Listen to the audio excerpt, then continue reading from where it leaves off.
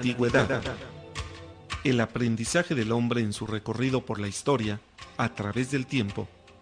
Análisis, reflexiones, leyendas, tradiciones y mitos desde una óptica diferente. Una producción de Raúl Rodríguez Lucio para Radio Universidad.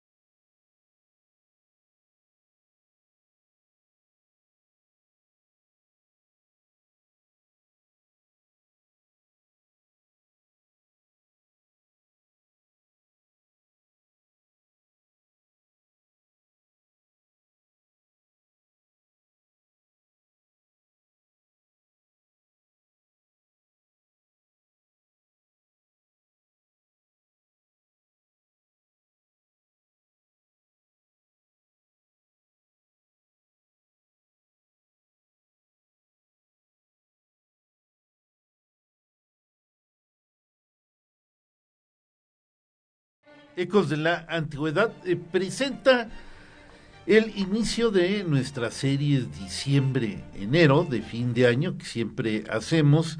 En esta ocasión se intitula El último rey de Israel y obviamente para saber quién era el último rey de Israel, pues vamos a ver los principales reyes que han gobernado esta nación en la antigüedad hasta llegar al último, que pues es muy cerca de la era de Jesús, y nos vamos a adentrar para ver cómo era la política, lo que ocurría, su interacción que tuvo Israel con el resto de las naciones que interactuaron de alguna manera y hasta llegar finalmente a Roma. En cabina de controles se encuentra Ada Villegas. El panel está compuesto por Arcelia Rodríguez, nuestra escritora que regresa aquí a estos micrófonos, José Quesada Fox. En la conducción vamos a tener por primera vez a Humberto Gómez Salinas, y les habla aquí al micrófono un servidor, Raúl Rodríguez Lucio. Y bueno, dejo la palabra en Humberto porque ahora soy un soldadito raso. Pues muchas gracias, Raúl. Muy buenos días a todos los que nos escuchan desde Facebook, desde la radio. Un placer que estén aquí con nosotros para aprender un poco de esta historia que es tan importante en estas fechas y que pues se han de preguntar por qué 3,000 años o más después de estos acontecimientos y estando del otro lado del mundo es importante hablar de estos temas. Y pues a lo largo de esta serie se van a dar cuenta de lo relevante que es toda esta información y cómo nos afecta incluso hasta el día de hoy. Y bueno, pues vamos a empezar de lleno. Para dar un poquito de contexto, profesor José, yo le quería preguntar a usted, ¿nos podrías platicar cómo es que nace Israel antiguo y por qué es que empezó a tener reyes? Sí, cómo no, pero mira, si me permites, antes de hacer eso, de contestar, claro que sí, adelante. Tenemos que pasar aquí, no, que además regañan, de sintonizarnos en la radio y en Facebook, nos pueden escuchar desde el celular por medio de las siguientes aplicaciones: Radio Garden, Tunen o Tuning, MyTuner, Radio Box, Simple Radio, Radio México. Y si tienes Alexa o bocina inteligente, solo tienes que pedirle reproduce radio UAQ 89.5 FM y nos encontrará fácilmente, para que nos puedan escuchar también desde el celular quienes andan por ahí con el celular en la calle o lo que sea, ¿verdad? Bueno, entonces, perdón, la pregunta otra vez. ¿Nos podrías explicar un poquito de cómo es que nace Israel y cómo es que llegan estos primeros reyes a gobernar la nación de Israel? Sí, cómo no, mira. ¿Cómo nace Israel? Nosotros tuvimos una serie de programas, no me acuerdo si hace un año o algo así, donde ya estuvimos tratando estos temas. Va en una síntesis muy rápida. Primero tenemos lo que se llaman los patriarcas, Abraham, Isaac y Jacob. Abraham, que emigra de lo que es Mesopotamia hacia Israel y luego, bueno, pasa por Egipto, pero se queda en Israel, ¿verdad? Que se conoce como el padre de todas las naciones, ¿verdad? Él, pues, su descendencia está en Israel y después José emigra a Egipto, ¿verdad? Por la cuestión de hambres. Entonces, digamos que lo que se llama pueblo Israel, primero estuvo en la tierra que Dios les ofreció y la descendencia que Dios les ofreció, y después emigra a Egipto. Años después, o sea, quedan como esclavos de los egipcios, ¿verdad? Años después aparece Moisés, ¿verdad? Que esa historia fabulosa de que lo ponen que nace y lo ponen a canasta y va por el Nilo y lo cría la hija del faraón, ¿verdad? Sí. Y él crece dentro de Egipto, pero Dios lo llama a que libere su pueblo, y entonces es el famoso éxodo, ¿verdad? Cuando le pide al faraón o lo forza a través de plagas de que salga de Egipto, ¿verdad? Con todo el pueblo de Israel, 40 años andan por el desierto, y después viene lo que ya podríamos empezar a darle un poco más de contexto histórico, que se conoce como la conquista de Canaán, o sea, la tierra de Israel o que Palestina o como la conozcan, ¿verdad? Donde vivían diversas tribus cananeas, empieza, bueno, la Biblia dice que es una conquista, ¿verdad? Que atraviesan el Jordán, toman Jericó y Hazor y otras ciudades y es el triunfo de Josué, pero los arqueólogos y los investigadores, hay hipótesis de que realmente esto fue un proceso de integración. ¿Qué quiero decir con un proceso de integración? Que sí, había tribus israelitas, las tribus que se llaman del Dios Padre, también este es un punto importante. El Dios de Abraham es un Dios familiar, que es el padre rector de esa familia, de ese clan. Eran tribus nómadas. Entonces, el Dios Padre, en este caso, se convierte en Yahvé, el Señor, el Dios, ¿verdad?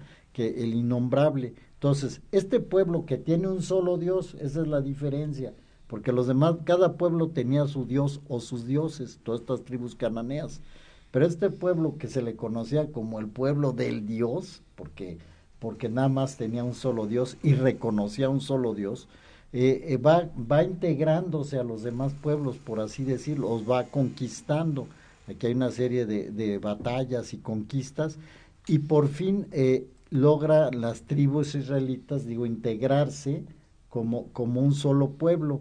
Sin embargo, todavía eran tribus, eran 10 a 12 tribus, ¿verdad? Y estas tribus pues necesitaban de un gobierno. Primero tenían un líder, vamos a decir, Moisés, que lo saca a Egipto, y Josué, que es el que termina la obra de conquista, ¿verdad?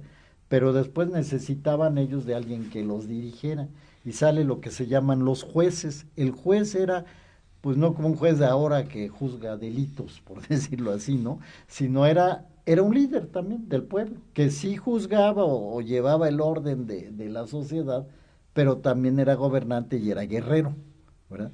Y de estos guerreros, de estos jueces, va a salir uno que se llama Saúl, ¿verdad? Del cual pues es poco lo que hablaremos. Esto es a grandes rasgos como se forma el pueblo de Israel, y la integración sería el tema de hoy. Ahora, nomás un poquito para el contexto, ¿cuántos años pasan del éxodo de Moisés al establecimiento de los jueces y luego posteriormente los reyes? Así muy aproximadamente. Bueno, eso es complicado porque no se sabe a ciencia cierta. Okay. O sea, a ver, tú, Raúl. Sí, podemos dar datos. El éxodo, Moisés, ¿no? Cuando los israelitas salen de Egipto, está fechado aproximadamente, sin tener absolutamente la certeza de nada, como 1250 antes de Cristo. Sí.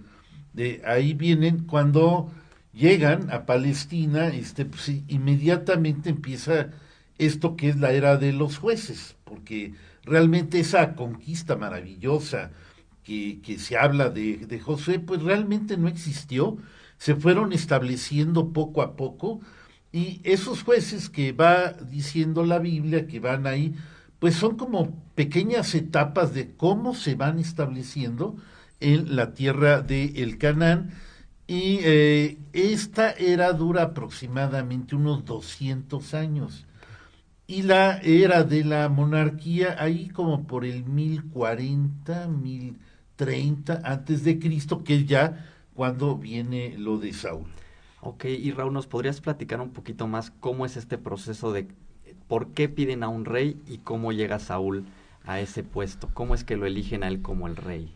Bueno, antes, no sé, quisiera dar los saludos, que ya hay gente que nos escribió. O si ¿Quién los das tú? Sí, bueno, adelante. no, yo nada más quiero dedicar el programa a la señora Estela Vergés Vázquez, que está ahorita en hospital, se está mejorando, pero para darle ánimos, ¿no? De seguir adelante. Entonces, le quiero dedicar este programa, María Estela Vergés Vázquez. Entonces, pues sí, un saludo, se señora, un y saludo. que se siga mejorando, ya que salga del hospital. Y y ya, A ver, ya yo, ustedes le siguen. yo le sigo saluden a aquí quien con quieran. Blanca de Salinas.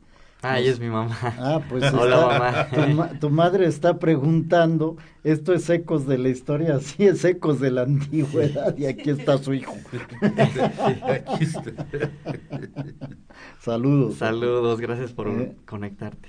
Sí. Tenemos también a Jorge de la Vega, te saluda, fuerte abrazo, que tengas un lindo día. Mi primo Jorge González de la Vega, que está en San Francisco, madrugando, no sé qué horas eran allá. No, pues si acaso como las 7 de la mañana. Dos no menos, son 6:41. No, Órale. primo, no te desmañanes. Un fuerte abrazo, primito. Eso sí allá, eso sí es siempre amor nos al está programa. siguiendo. Sí. Y tenemos también un comentario de Alejandra Hernández Ugalde, que ya está en el museo ahorita para la graduación.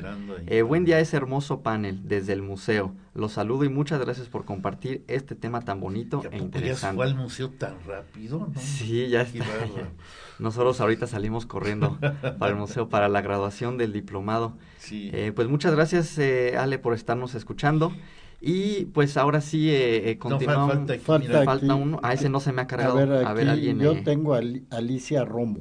Ok. Muchas gracias por las gestiones a la Secretaría de Cultura del Estado de Querétaro, pues la presentación y sus comentarios, Maulik Ilik, Paulina Romero Barrientos, por la transmisión y el apoyo, Rebeca Mendoza, escritora, a todos y cada uno de quienes participan en sus interesantes, ingeniosos e inteligentes comentarios. Un gusto conocerlos, no sé.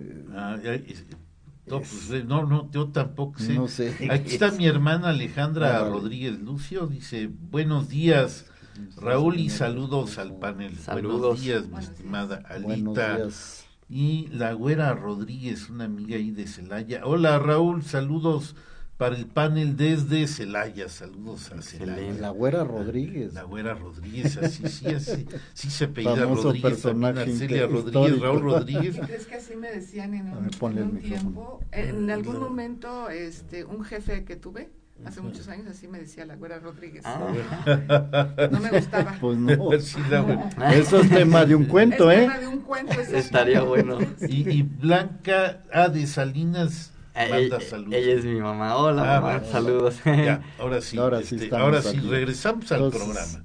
Claro que sí. Raúl, ¿nos podrías explicar un poquito de Saúl, así muy brevemente, cómo es que llega a ser el rey de Israel? Sí, claro que sí. Pues mira, aquí vamos a situarnos a esa era turbulenta que era el establecimiento de las tribus israelitas en la zona del Canaán, lo que conocemos como toda Palestina, que fue a punta de trancazos con otras ciudades cananeas que ahí se estaban estableciendo y que fueron pululando en jefes de tribus, Otoniel, Sansón, Gedeón, algunos de estos que ya hablamos hace un año, y que de alguna manera servían de líderes para pelear contra las ciudades cananeas por el territorio que estaba ahí. Sin embargo, llega una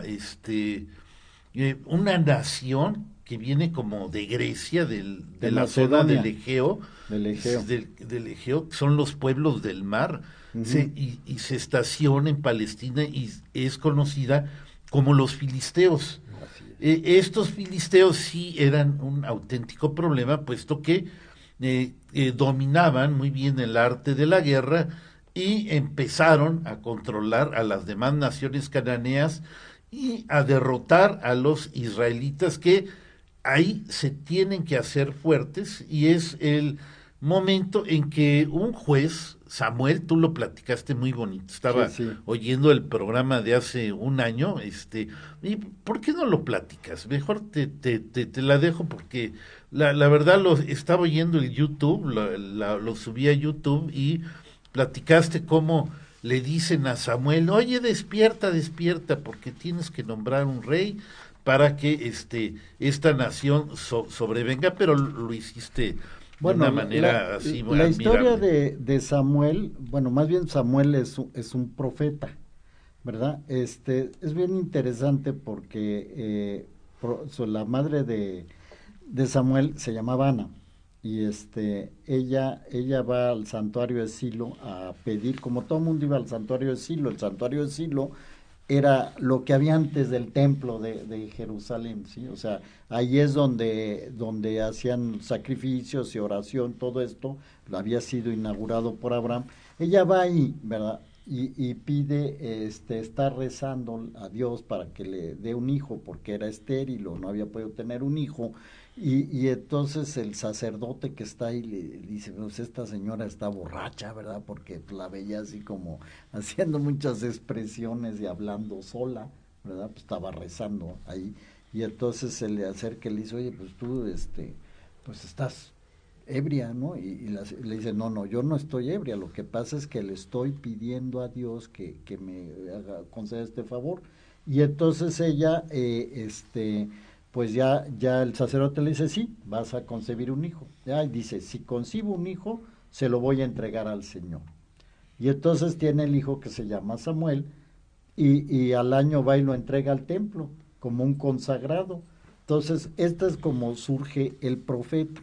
Ahora, al profeta Samuel, ¿verdad? Ya cuando él crece, ¿verdad? El pueblo de Israel le pide un rey, ¿verdad? Y lo que les dice Samuel, les dice, oye, pero un rey implica ser súbditos, pagar impuestos, tener un orden, tener un ejército, obedecer, etcétera, etcétera. O sea, no, pueblo queremos un rey. Esto dice la Biblia, ¿verdad? O sea, el pueblo quiere un rey.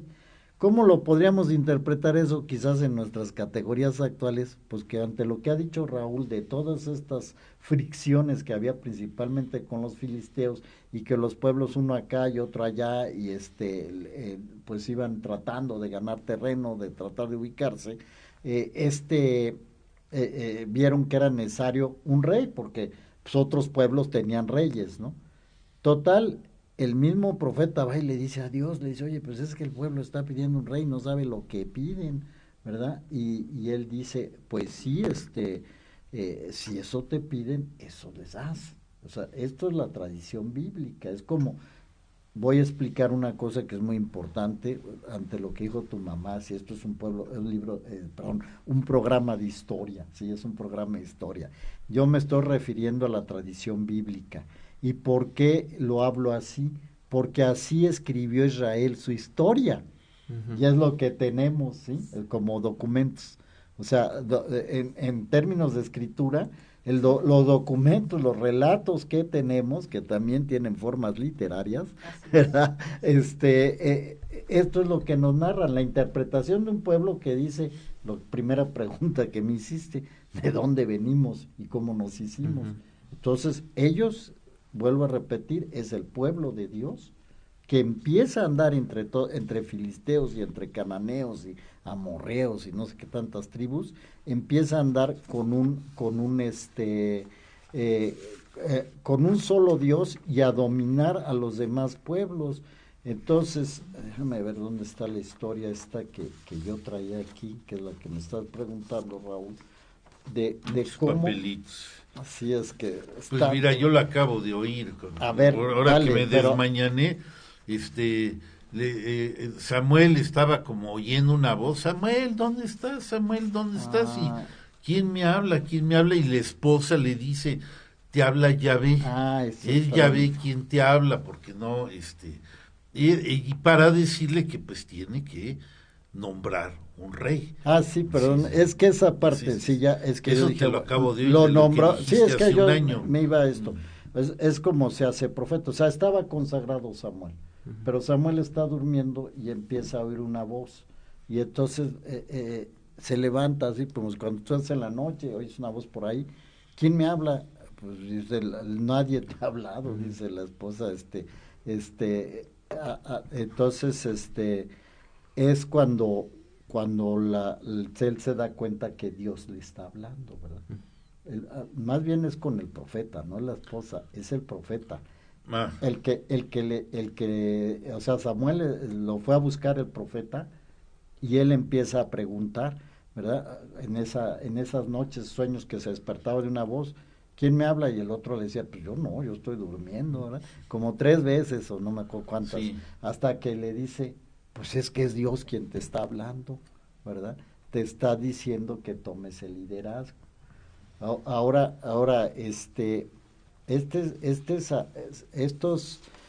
Saúl, que era el rey, ¿verdad?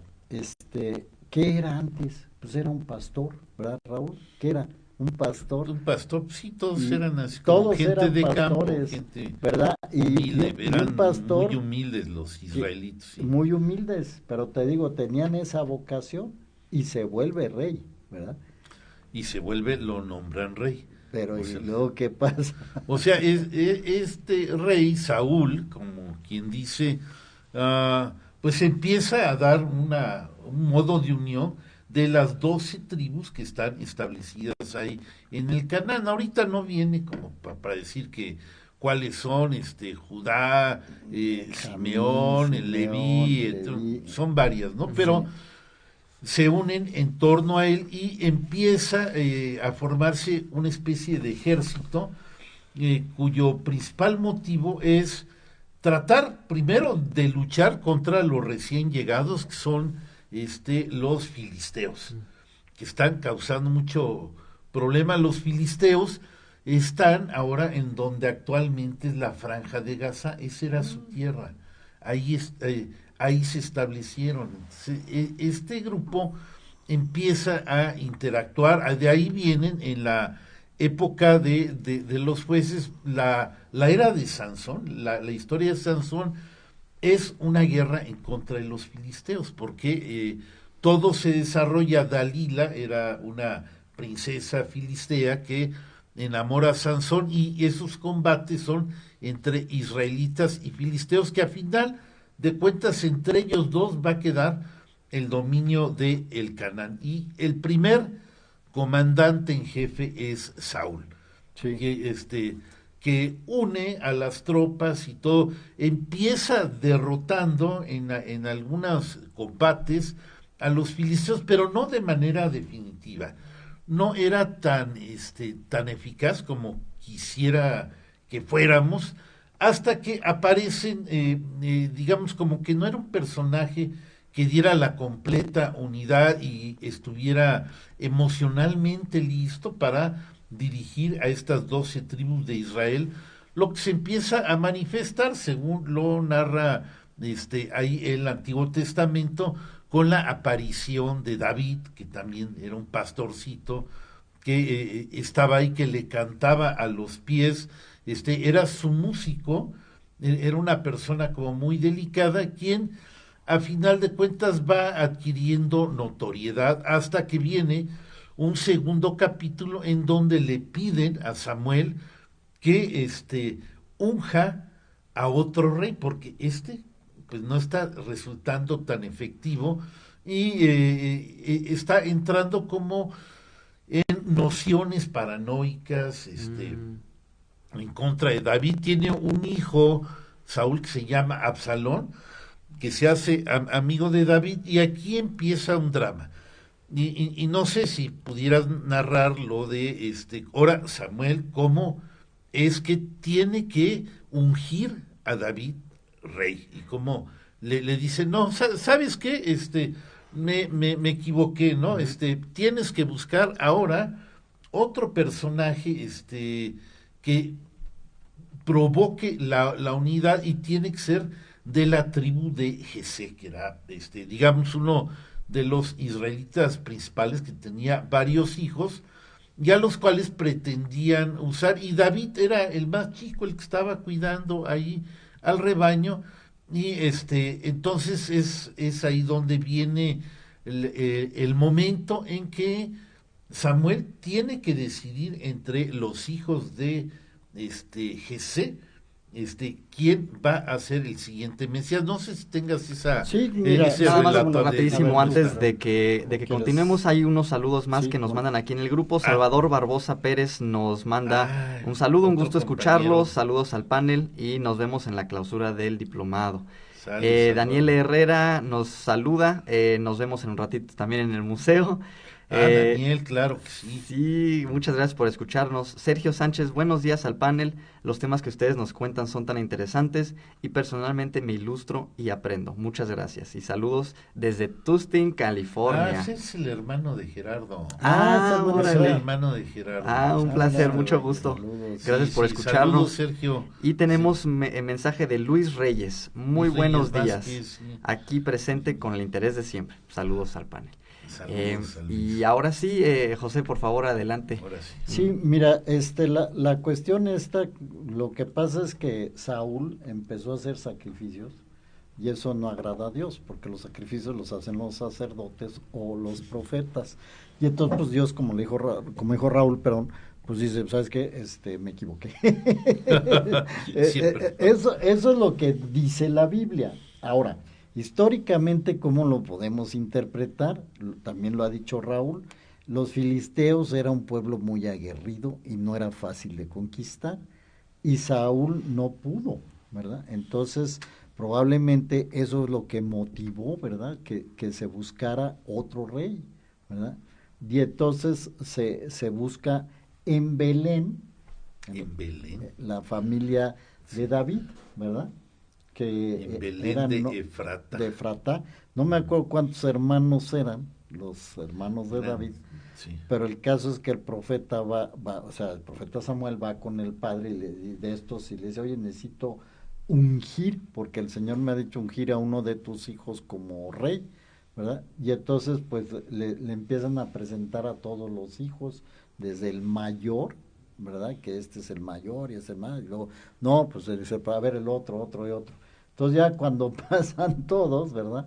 Le dice, bueno, ¿y qué, no tienes más hijos? Bueno, hay un chiquillo por ahí que anda de pastor y Y lo dejamos cuidando el changarro, los animalitos, lo que sea.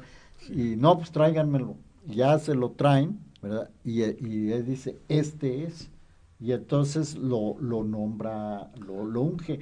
Pero esto es muy importante porque todo esto, según se entretiene en los relatos, sucede a espaldas de Saúl, ¿no? O sea, están nombrando a un rey que no es de su linaje, no es el hijo de Saúl, ¿verdad? Lo están nombrando a sus espaldas, y también aparece en otros relatos, como lo dijiste, como un músico o algo así, poeta de la corte, ¿verdad? Entonces, ¿cuál es lo que en realidad pasa? Pues aquí empieza la rivalidad, ¿verdad? O sea, Saúl dice, me está pisando los talones, ¿no? Y entonces, no sé si tú lo quieres relatar o lo relato yo, Raúl. Y para eso nos vamos a tener que esperar a después del corte, porque son 8:58.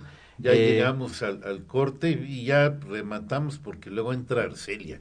Aquí, nos va a faltar todo, David. Sí, bueno, no, pues de modo, siempre vamos más lentos, ya sabes que siempre nos vamos más despacio. Okay. Pero gracias por estarnos escuchando aquí en Radio UAC, Radio Universidad 89.5 FM, o desde las redes, y pues nos vamos a un corte breve y regresamos. Gracias. XHUAQ 89.5 FM, Radio Universidad, transmitiendo para ti las 24 horas del día. Estudios y oficinas, Centro Universitario Cerro de las Campanas, planta transmisora, Campus Ex Aeropuerto de la Universidad Autónoma de Querétaro. Querétaro. Carretera Chichimequilla sin número, Ejido Bolaños. Radio Universidad, integrante del Sistema de Radio, Televisión y Cinematografía de la Universidad Autónoma de Querétaro. Radio Universidad, la cultura universal.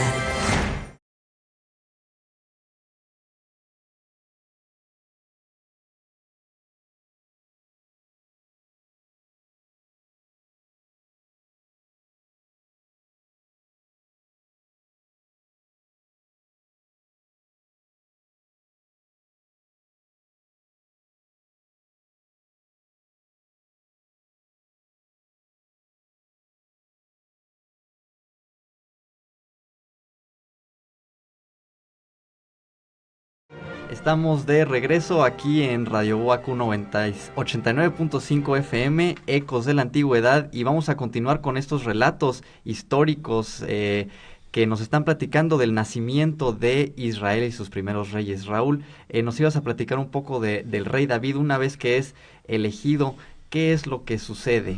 O sea, es ungido, o sea, les ponen aceite, o sea, como para señalar, ¿no?, que es una designación de Dios, Dios los nombra reyes, y de ahí van a seguir los ungimientos hasta la Edad Media, o sea, hasta el siglo XIX, que es porque Dios lo pide, ¿no? Entonces de aquí viene, Saúl fue el primer ungido, pero el verdadero personaje de Israel, o sea, el number one es David, indiscutiblemente, puesto que Jesús, que es nuestro personaje el hombre más importante en la tierra, desciende de David. O sea, la importancia de David es totalmente absoluta.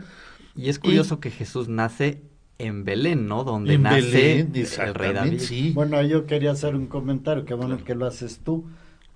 En la tradición o sea, en el prólogo de Lucas dice Belén, pero en el de Mateo dice Nazaret, o sea, el nacimiento de Jesús, pero precisamente tú lo acabas de decir muy bien, tenía que nacer en Belén porque era de la casa de David, que era el gran rey, ¿verdad? Hay que recordar, esto lo hemos visto en los programas anteriores, los capítulos 1 y 2, tanto de Mateo como de Marcos, se hacen después del resto de los evangelios, y son fábulas. ¿Qué quiere decir esto? O sea, no son historias reales, no es que así pasó, pero es una forma de presentar al personaje. En esas épocas había que establecer, cuando un personaje era importante, un César, un rey, se tenía que buscar de dónde venía. Entonces los evangelistas interpretaron cómo presentar a Jesús como el rey de los judíos, como el hijo de Dios, etcétera, etcétera, y se construyen estas historias. Por eso es que Lucas, o la tradición lucana, como se llama, tiene que decir, no, pues es de Belén, de Efrata, ¿verdad? Porque de ahí ha de salir un rey. Exactamente, sí. ¿Y cuál es la importancia del rey David? ¿Por qué él toma este protagonismo? ¿Por qué se considera el verdadero padre de la nación? Finalmente, David viene a ser un rey extraordinario. Él, primero, para tomar el cargo, Saúl no lo había permitido. Hay una guerra entre Saúl y David, hasta que prevalece. Saúl recibe una tremenda derrota contra los filisteos, y ahí muere, y a final de cuentas, David toma el puesto que ya había sido designado o ungido para ser rey, y él es verdaderamente un personaje extraordinario. Es un estratega militar increíble y logra derrotar a los filisteos, él sí, y tomar toda la franja del Canaán, todo lo que se había pedido, y hacer ya, ahora sí, en forma, un reino de Israel, y estamos hablando allá aproximadamente por el año 1000, y puesto que también hay dentro de lo que dice el Antiguo Testamento, Yahvé habla con David y le dice que de su descendencia tienen que venir los reyes, que él es digamos, va a ser el principal personaje e inspiración para hacer de Israel toda una potencia mundial. Y realmente se empieza a convertir en una potencia mundial, puesto que en esos tiempos Egipto estaba como echado, como que no levantaba cabeza ya de sus sueños imperiales y todo, ya que había pasado Ramsés y toda esa dinastía maravillosa, está en decadencia. Y del lado del Tigris y el Éufrates, donde estaba la Mesopotamia, Asiria y Babilonia, pues tampoco alcanzaban a despegar, lo que permitió que en medio, porque está Egipto, está la zona de Mesopotamia, y como uniendo una media luna fértil está el Canaán, aparece un reino con fuerza, que sobre todo se distingue durante los reyes de David y Salomón, que crece de gran manera, incluso ya cuando viene Salomón, puesto que creo que hasta tiene una esposa que es la hija del faraón, y casi, bueno, según algunos expertos, sobre todo el John Bright que tienes ahí, sí, dicen que era la primera potencia mundial, allá por el año 1000 antes de Cristo, definitivamente, y que nadie se atrevía a ir en contra de David o en contra de Salomón, que es el hijo. Es un periodo muy fuerte de la monarquía israelita, que posteriormente, cuando pasan los años y los israelitas y Judá caen bajo los dominios extranjeros, empiezan a añorar esos tiempos cuando estaban David y Salomón. Por eso se convierte en un prototipo de Mesías, en un prototipo de liberador. Entonces, el principal chiste tanto de David como de Salomón es la grandeza del reino que hacen, que prácticamente llegan hasta las fronteras de Egipto y del otro lado hasta muy cerca del Tigris y el Éufrates, cuando ni Asiria ni Babilonia alcanzaban a despertar como para incomodarlo. Y ahora, para ubicarnos geográficamente, ¿la capital del reino ya era Jerusalén o todavía no? Sí. Ya toma relevancia esta ciudad. Sí, mira, rápidamente, o sea, bueno, quería hacer una cuestión. Cuando David todavía tuvo que luchar contra los filisteos, como lo ha dicho Raúl, ¿verdad? Y ya cuando él logra, digamos, controlar a los filisteos, porque no los sacaban, de hecho, la dichosa franja de Gaza siempre ha sido, no es que eran filisteos, no palestinos, ¿verdad? Pero como que ya los logró someter, ¿verdad? Y entonces, cuando somete a los filisteos, había dos. Las tribus de Israel se habían agrupado en dos grupos. Israel, que eran 10 tribus, y Judá, que eran 2 tribus, y 12 en total. Entonces, Jerusalén de Judá todavía era una ciudad cananea. De los jebuseos. Jebuseos, exactamente. Entonces, de los jebuseos. Entonces, David se esperó primero a controlar a los filisteos y después se va y toma Jerusalén. Y la proclama capital. Y eso, por eso Jerusalén es tan importante, porque desde ese momento se vuelve capital de un reino que geográficamente actualmente sería todo lo que es Siria, Jordania y lo que es Israel, llegando hasta Egipto, como lo has dicho. Fue un reino muy poderoso. Duró muy poco tiempo, ¿verdad? 100 años, me parece, ¿verdad? Y bueno, y ya luego se dividieron. Efímero, o sea, el Reino Unido. Porque otro punto importante a resaltar, las tribus de Israel, sí luchaban contra los filisteos y contra los cananeos y jebuseos y los que sean, pero también tenían sus broncas. Y de ahí viene la división. A la muerte de Salomón hay una división, pero ya no da. Sí, unos últimos comentarios del rey David para concluir el tema, de la importancia de este tema. David es lo máximo que aspiran los israelitas. Antes, hoy y en el futuro es el modelo de rey, digamos, de hombre a seguir, de rey. Por eso era tan importante descender de David. De ahí también viene la importancia de Jesús, que descendía de David, y porque crea la fuerza de un reino poderoso en la antigüedad. Y José, un último comentario. Ese último punto que acaba de decir Raúl es muy importante. Un reino unido y poderoso. O sea, les repito, mantener las tribus también unidas no era fácil. Y todo eso lo hizo David. Y establecer un estado. Es decir, que ya había, digamos, pues como hay hoy, delegados, gobernantes. La burocracia, se podría decir. O sea, estableció un estado y una capital que es Jerusalén. Okay. Eso es lo importante. Es el momento quizás más fuerte de Israel en la historia. No sé tú cómo lo veas, Raúl, pero es el momento más fuerte y se logra una unificación y un reino que es poderoso sobre Egipto y Mesopotamia, que en ese momento, como dijiste, estaban en problemas, ¿no? En problemas. Pues muchas gracias, profesor Raúl y profesor José, por ilustrarnos en este tema. Antes de empezar con nuestra autora que tenemos aquí, Arcelia Rodríguez, hay unos comentarios que voy a leer. Alejandra Hernández, nuestra compañera del diplomado, dice: Humberto, felicidades, que bien te desempeñas en Ecos. Muchísimas gracias. Muchas gracias. Lo aprecio mucho. Y Maggie de la Torre nos dice: muy buenos días, como siempre, con el gusto de escucharlos y conocer más de la historia, y en particular de la historia de Israel. Saludos a todo el panel. Y bueno, pues vamos a empezar. Tenemos el privilegio de que nos acompañe la autora Arcelia Rodríguez.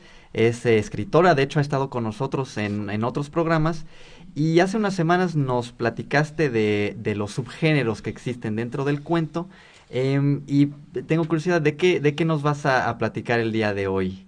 Gracias, buenos días a todos. Muy contenta de estar nuevamente aquí con ustedes. Bueno, vamos a hablar un poquito del cuento fantástico, que es un tipo de cuento que liga mucho con lo que acaba de decir el profesor José, ¿no? El cuento fantástico. Los antecedentes rápidamente. ¿Cómo nace o de dónde surge el cuento fantástico? Bueno, pues nace en las antiguas civilizaciones como un intento del hombre de explicarse todos esos fenómenos naturales, astrológicos, que no se puede explicar. Y entonces empiezan algunos relatos, le empiezan a dar forma o vida a los animales, les ponen nombres y aparecen personajes metamorfósicos, van cambiando de forma, y todo esto porque la gente, bueno, pues tenía miedo, ¿no? Decía, ¿cómo me lo explico?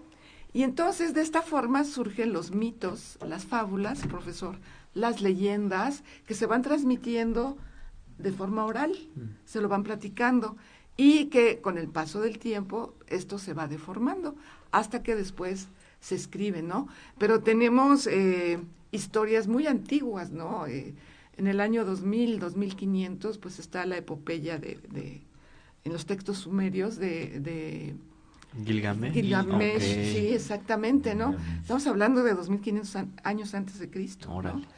Y luego, bueno, ya en la Edad Media, mucho más para acá, tenemos la Divina Comedia de Dante Alighieri, que también, bueno, es un texto fabuloso, que debe ser leído por todos, por lo menos un intento, ¿no? De verdad es fantástico. Y de esta forma, el cuento fantástico sigue permeando a través de todas estas leyendas, de estos mitos, ¿no?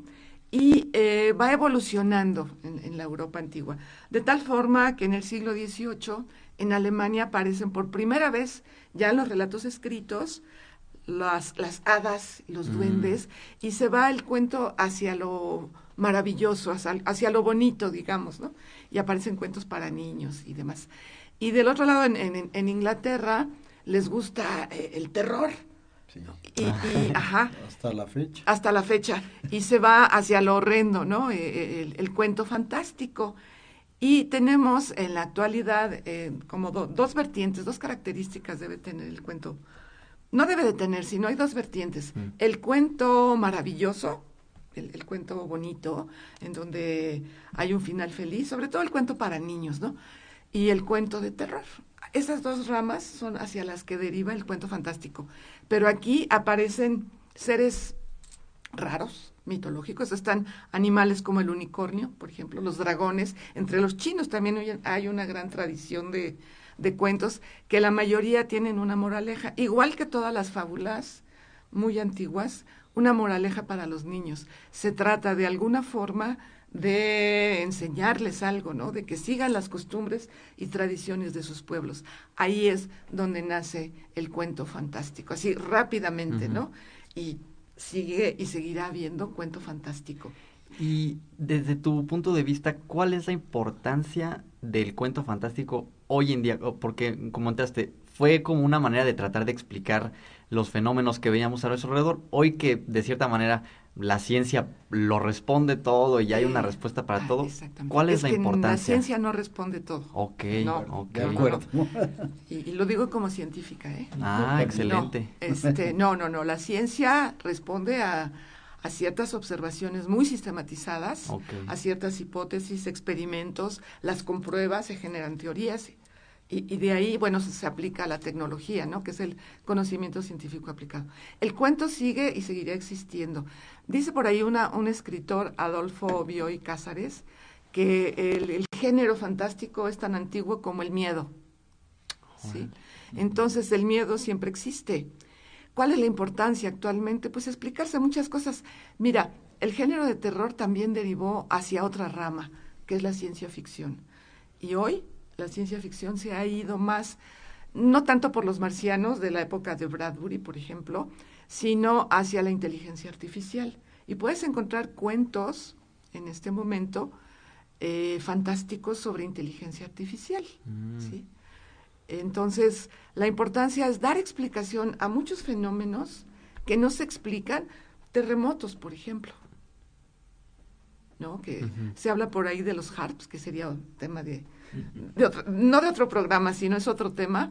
Bueno, ¿existen o no existen? Sí. Y alguien puede escribir un cuento para explicarle a la gente, ¿no? Los mitos siempre han existido y seguirán existiendo, porque mientras existe el miedo va a seguir existiendo el cuento fantástico. Y para los niños, pues a ellos se les explican muchas cosas. El cuento fantástico tiene unas derivaciones fabulosas, como es la repetición en un cuento. Yo tengo varios cuentos para niños, no los traje en este momento, pero más que ser moralejas, es para que aprendan, por ejemplo, en la escuela, ¿sí? Para los jóvenes, pues aventuras de héroes que también surgen de todo esto. Como acaban de platicar, los grandes héroes, los grandes reyes, están en los cuentos fantásticos. Entonces, es importante seguir escribiendo un cuento fantástico para darle salida, lo platicábamos antes del programa, a la oscuridad que luego traemos dentro, ¿no? Ahí se quitan los miedos. Ah, caray, Sansón y Dalila, bueno, hasta una canción allá en México, ¿no? Y hablando del rey David, a nosotros nos llegó en forma de mañanitas, ¿no? Las mañanitas, claro. Vamos, esto permea en todos lados, ¿no? El cuento fantástico sigue siendo importante. No, excelente. Y ahora, yéndonos más hacia tu trabajo, ¿nos podrías platicar un poquito de las obras que has escrito en el género de cuento fantástico? Sí. ¿Y de qué te gusta escribir? Bueno, mira, a mí me gusta escribir, lo comenté en el otro programa, lo que más me gusta es el terror, el género de terror, que es derivado del cuento fantástico, donde abundan los vampiros, ¿no? Los vampiros, los duendes, los ogros, los fantasmas, ¿no? Los aparecidos. Ese género me gusta mucho. Pero también me gusta el terror oscuro, el terror cruel, el que se basa en la crueldad, ¿no? Del ser humano, lo que Jung por ahí llamaba genéricamente la sombra, ¿no? Ese tipo de cuentos me gusta escribir. Ya lo dije, el erotismo. Y si me permiten aquí el panel, me gustaría leerles un fragmento de un cuento de vampiros, está publicado en este libro. Un fragmento pequeño. Claro que sí. Si lo puedo leer sí, todo. Por favor. Se llama Tomás y el vampiro. Ah, excelente. Sí, Tomás y el vampiro. Sí, nada más déjenme ver en qué página ¿Y está. es de tu autoría? Es de mi autoría, excelente. Sí. Es de mi autoría. A ver. Nada más déjame ver en dónde estoy.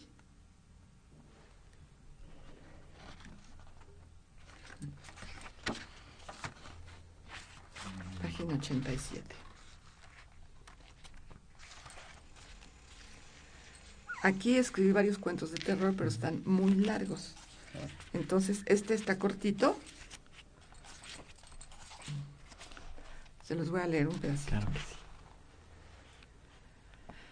Tomás y el vampiro. Tomás caminó despacio al ataúd del vampiro. Llevaba una afilada estaca para matarlo. Su corazón latía a 1000 por hora. un ruido mínimo y se levantaría para lanzarse a su cuello. Todas las noches lo veía a hurtadillas en su recámara, a oscuras. Observaba cómo salía del féretro, ataviado con su capa y su traje negro pulcramente arreglado. La palidez de su piel le daba un aire de maniquí recién pintado, pero cuando mostraba sus colmillos, Tomás sentía que un helado aire entraba a la habitación. Con los ojos puestos en el vampiro, advertía cada uno de sus movimientos.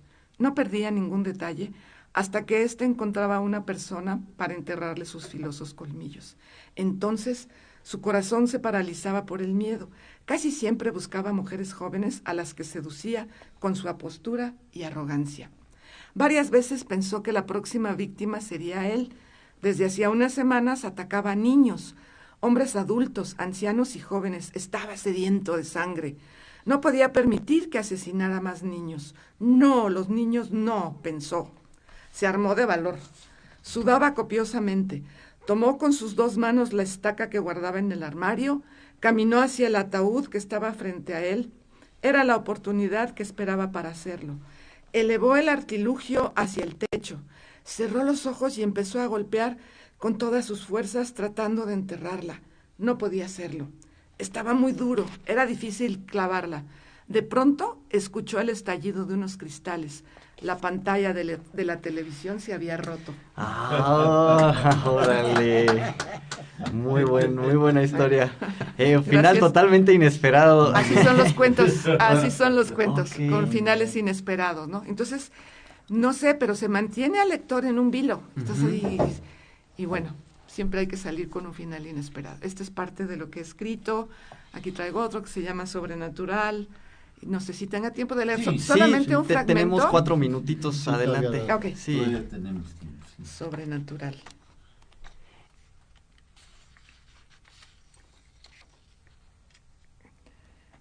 Se llama meditación. Meditación. ¿Sí? No lo voy a alcanzar a leer todo, solo voy a leer un fragmento. Y si quieren, pues lo pueden adquirir porque está largo, está muy largo, ¿no? Okay. Meditación. Ya transcurrió medio año desde que inició la pandemia. Estoy muy triste, desolada, desesperanzada. Han muerto algunos amigos y familiares. Quiero regresar a la normalidad, respirar libremente, sin cubrebocas ni distancias. Necesito un abrazo. No encuentro la forma de seguir adelante. Decido meditar al aire libre, sentada en una piedra. Inhalo y exhalo varias veces para iniciar el retorno visual. Siento que floto y caigo de golpe. Abro los ojos, estoy en el mismo lugar. Veo el mismo cerro de enfrente, pero distingo a un grupo de unas 50 personas que avanzan despacio. Se supone que todos debemos quedarnos en casa. Pienso que no deberían ir juntos. Alcanzo a ver que no traen cubrebocas. ¿Qué hacen? ¿Por qué usan esa ropa tan extraña? Mis cavilaciones me llevan a frotarme los ojos. Los cierro, los vuelvo a abrir. Ahora estoy en una cueva. Hay antorchas en las paredes, escucho ruidos que parecen balbuceos de niños, pero no comprendo nada. No sé cómo llegué ahí. Me pongo de pie. Un hombre de cabeza chata, cubierto de pelo y de extremidades cortas, me empuja con fuerza y caigo de bruces al suelo de piedra. Empieza a brotar sangre de mi boca. Intento limpiarme, pero hace señas que no entiendo y vuelve a golpearme. Esta vez una ceja se abre y se me rompe un diente. De inmediato aparece un agudo dolor en la boca. Un miedo helado comienza a recorrer mi espalda. Furibundo emite un fuerte monosílabo que retumba en la cueva. Al instante se acerca con curiosidad una mujer vieja, también de cabeza chata. Intenta tocarme. Por instinto retrocedo. Me toma las manos, las retiro con un rápido movimiento, pero con miedo a que ella haga algo contra mí. Ahora ese terror recorre mi estómago. Algo le dice al hombre. Pienso que hoy fui demasiado lejos con la meditación. Respiro varias veces, estoy desesperada por regresar. Inhalo, exhalo, invoco a mis seres queridos, me vuelvo a tallar los ojos hasta que me duelen y arden. Cuando los abro, sigo ahí en esa caverna. Si ustedes quieren saber en qué termina el cuento, bueno, pues lo pueden adquirir. ¿Cómo se llama? Está en la colección de cuentos Sobrenatural, Los Otros Mundos. Es Voz de Tinta, lo pueden adquirir en Amazon o con una servidora, ¿no? Es muy largo el cuento y obviamente tiene un final inesperado. Como todos los cuentos, sí, ¿no? Sobrenatural de Arcelia Rodríguez, así lo podemos encontrar en Amazon. Sí, la colección Sobrenatural o directamente con su servidora. Mejor directamente con usted, ¿no? Claro. Sí. Y bueno, esto es lo que hago actualmente y que me apasiona, ¿no? Pues muchísimas gracias por acompañarnos el día de hoy, por leernos estos maravillosos cuentos, y gracias al profesor Raúl y al profesor José por pues todo lo que nos platicaron el día de hoy. Y pues nos despedimos. Muchas gracias por escucharnos. Buenos días. Gracias a todos y nos vemos hasta la próxima. Ecos de la Antigüedad. El aprendizaje del hombre en su recorrido por la historia a través del tiempo. Análisis, reflexiones, leyendas, tradiciones y mitos desde una óptica diferente. Una producción de Raúl Rodríguez Lucio para Radio Universidad. XHUAQ 89.5 FM, Radio Universidad, transmitiendo para ti las 24 horas del día. Estudios y oficinas, Centro Universitario.